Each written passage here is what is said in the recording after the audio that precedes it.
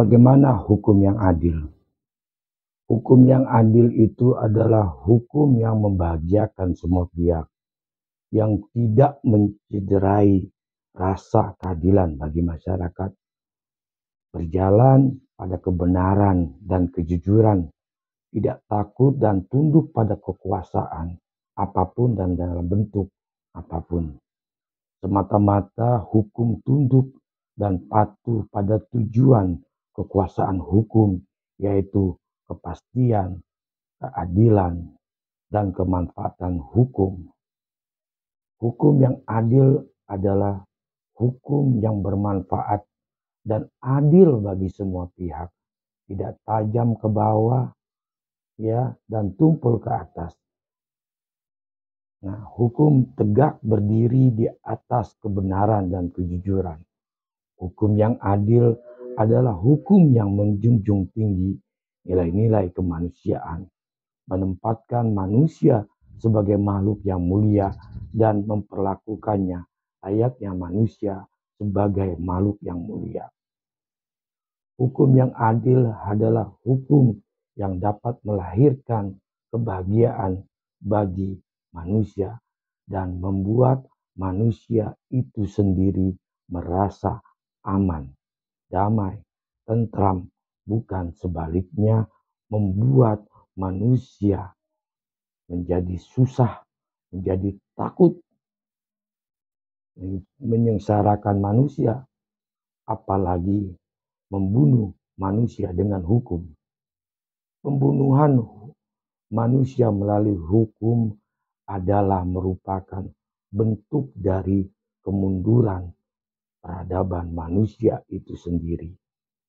Sebab hukum lahir untuk mencegah terjadinya kejahatan manusia dari tindakan kekejaman, dari kejahatan, dan seterusnya.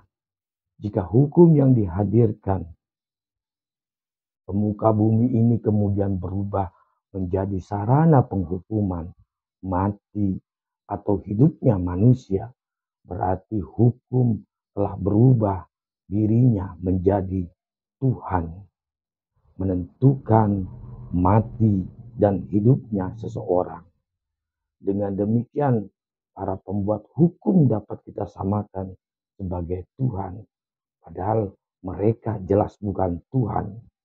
Mereka sebagai manusia pencipta hukum dan atau sebagai penemu hukum adalah sesungguhnya makhluk yang tidak luput dari kehilapan dan kekeliruan.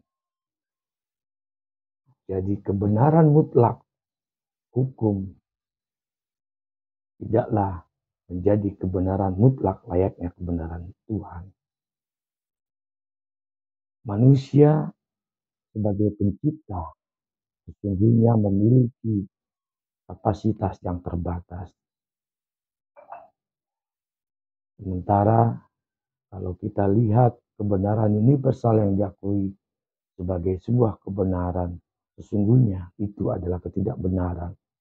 Karena setiap zaman manusia mengalami peradaban yang terus bergerak maju.